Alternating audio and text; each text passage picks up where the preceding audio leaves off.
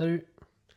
Bienvenue, petite vidéo comparative sur Witchblade, le numéro 1 de 1995 qui vient de ressortir, et le Witchblade numéro 1 de 2025 qui date de l'année dernière. Donc, je les ai pas relus avant de faire la vidéo, j'ai envie de les redécouvrir en même temps que vous. Donc, couverture de Michael Turner, couverture de Marc Silvestri. Les deux sont les deux ont le même défaut, je trouve, c'est les visages. Les visages de Sarah Pezzini, je les trouve pas foufou. Mais sinon, une belle composition. Je rappelle 1 € les rééditions là qui sont sorties pour elle et le Darkness le mois dernier. Alors, voilà, je vous précisais aussi, c'est que la première série de celle-là, elle est rééditée en ce moment aux États-Unis dans ces beaux albums là, The Complete Witchblade. Déjà 4 volumes sortis. Voilà. On a un bon album. Des beaux scans, des belles couleurs, ça ressort bien. Alors, je vous montre comme ça vite fait. Hein. Hop. Voilà. Pas cher. Hein. Il existe en deux versions. La hardcover, elle est à 45-46 €. Et la trade paperback, elle est à 20 €. Voilà. C'est encore disponible, hein, vous pouvez encore les trouver. En attendant le volume 5 qui sort en fin d'année, il me semble. Alors, on commence. Hop. Donc ils ont gardé... C'est pas facile, c'est pas pratique. Tac. Ah, on va essayer de pas les abîmer. Voilà, les pages des crédits, ça bouge pas trop. Petite modif, c'est sur la typographie du mot Witchblade, hein, surtout, pour différencier un peu les séries. Donc voilà, donc on commence dans la version d'origine avec Kenneth Irons, et là avec Sarah Pezzini. Tac. Donc on n'est pas du tout pareil sur le début. Voilà, pour ceux qui se disaient copier-coller, non pas du tout. Donc là on a une pleine page d'action là, qui se passe un peu plus tard, comme vous voyez, un peu plus tard dans l'histoire. Là on ouvre sur Kenneth Irons, avec son petit musée personnel. Voilà, bon, on reconnaît Sarah Pezzini. Hein. Pas du tout la même entrée. Donc là, dans la nouvelle version, eh ben, on a la découverte en fait du Witchblade par les équipes de Kenneth Irons. Voilà. C'est l'autre. Moi j'aime beaucoup ça là. Les petits historiques comme ça, la Réservoir Dog de Quentin Tarantino. Tac. Voilà, donc la Sarah Pezzini, hein, elle est complètement différente. Hein. Vous verrez pas des tenues comme ça dans la nouvelle série.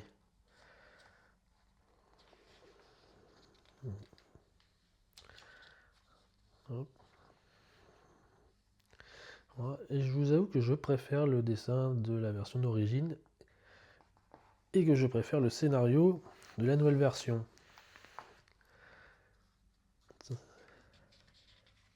Ça fait un peu comme les Tortues Ninja. Ils avaient déjà toute une série de 160 épisodes, même un peu plus, 70, 180 peut-être. Et du coup, ils ont pu vraiment adapter un scénario plus cohérent. Bon, ça fait un peu moins fait à l'arrache ou on improvise au fil des mois. Quoi. Et là, on apprend tout de suite que Sarah Pezzini, elle enquête sur le meurtre de son père dans la nouvelle série.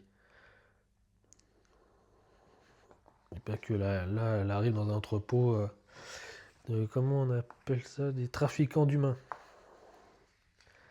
Alors dans la première version, non, elle arrive directement chez Kenneth Irons.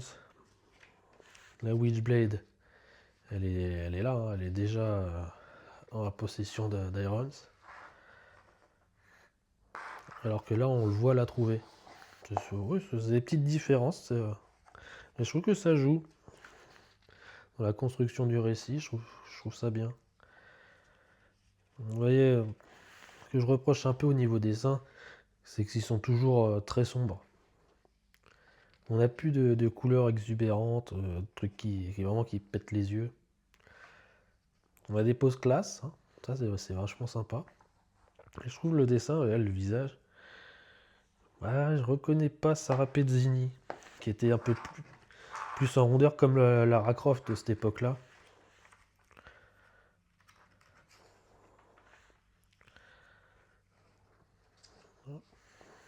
Et Kenneth Irons, on le sent tout de suite, on le voit tout de suite qu'il est un peu plus fou. Un peu plus fou dans la série d'origine.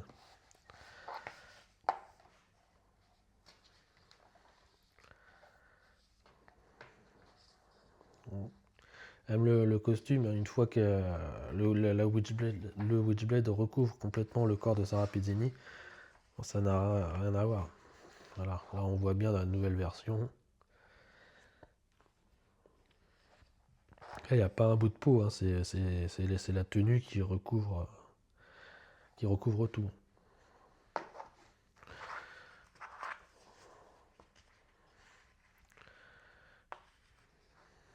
Là, on n'est plus sur vraiment le gunplay. Voilà.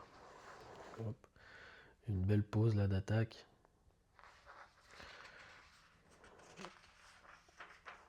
Hop. Fin du numéro. Voilà, la pub pour la nouvelle série, évidemment. Il a été réédité le mois dernier, donc il fallait. Hop. Donc déjà 3 tomes de sortie en trade paperback, si je dis pas de bêtises, pour la nouvelle série Witchblade. Voilà, ça c'est l'espèce d'intégrale mini-omnibus que je vous ai présenté tout à l'heure. Donc Darkness, ils le font aussi. Et Cyberforce. Pour ceux qui trouvent un petit peu trop petit le format français, ça peut être sympa ce format-là. Hop. Tic, on va finir celui-là. Voilà, on n'est plus sur les mêmes couleurs non plus pour le Witchblade. Plus gris. Plus gris, un peu organique et tout, dans son visuel, dans la version d'origine. Là, je trouve que ça manque un petit peu de détails. Je vais remettre la page, on voit bien le gunplay. Tac. Voilà. Vous avez là les deux mains. Voilà, moi je trouve ça beaucoup plus joli là. Beaucoup plus travaillé.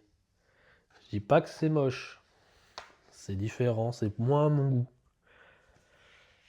Je suis pas du genre vieux, c'était mieux avant. Mais j'avoue que j'aurais tellement aimé avoir le scénario de celui-là avec les dessins de celui-là. Ça aura vraiment été un comics incroyable. Ce n'est que mon avis. Hop, on a l'apparition de Ian Nottingham. Vous voyez, elle vient de sauver en fait dans l'entrepôt des femmes qui allaient être vendues. Voilà, donc après on a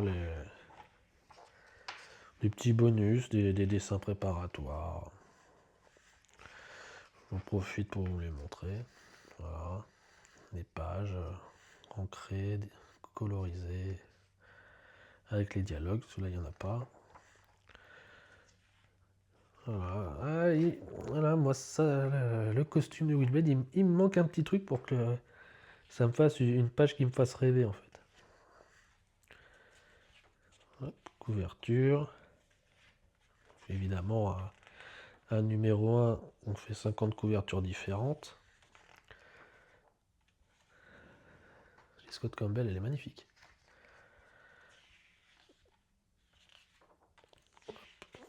Là, celle-là, je suis un peu moins fan. Je sais pas, le costume, le visage. Pourtant, Marc Silvestri, hein.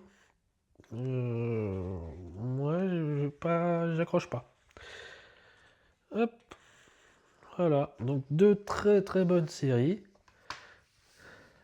Donc là, c'est pour le délire, ils sortiront pas les autres, c'est juste le numéro 1. Si vous voulez cette série-là en intégralité, il vous faut ça, The Complete Witchblade. Pour l'instant, 4 tomes, un 5e à venir. Voilà. Donc je le répète, en 2 éditions. La hardcover à 45 euros et la trade paperback qui est à une vingtaine d'euros environ. Je me rappelle plus le prix exact, c'est une vingtaine d'euros. C'est un prix vraiment sympa, vraiment, hein. Pour les petites bourses, c'est pas mal. Parce qu'il y a du contenu, hein. Il y a les 19 premiers numéros, plus les 4 premiers Tales of Witchblade, et un crossover avec Darkness, l'épisode 9 et 10. Donc il y a du contenu, hein. Il y a vraiment de quoi faire. Voilà, c'était tout pour ce petit Witchblade. Et ben je vais maintenant faire la même chose avec le Darkness. A plus!